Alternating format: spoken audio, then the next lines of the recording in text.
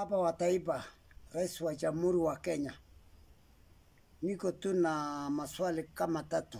Ya kwanza, nataka kusema asante. Mahali sisi tuko hapa Naiberi, asante kwa manyumba ambayo mlichengewa sisi. Hiyo ni kitu ya kwanza. Hata ingawa nyumba ngine hakuna kitu, nasema asante. Ya pili, nataka kuuliza wewe Baba wa Taifa.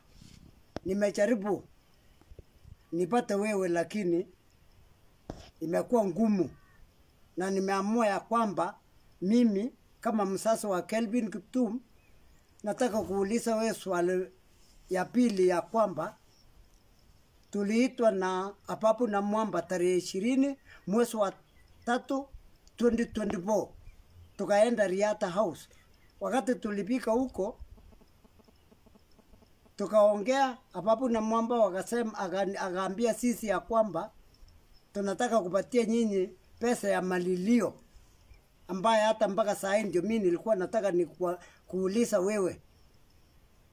Wakapatia familia ya coach wa Kiptum ya Rwanda Chavez, wakapatia 5 million.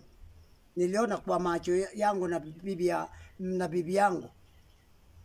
Mpaka saa hii hatujapewa yetu.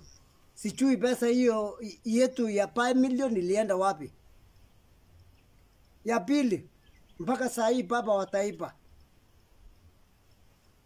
kibo ya Kiptum alikupa, mpaka saa hii hatujapata results. Hii ni mwaka wa pili. Ya tatu, gari ya mtoto yangu ile alipata accident, mpaka saa hii nimezungushwa mpatu iko Kaptagat.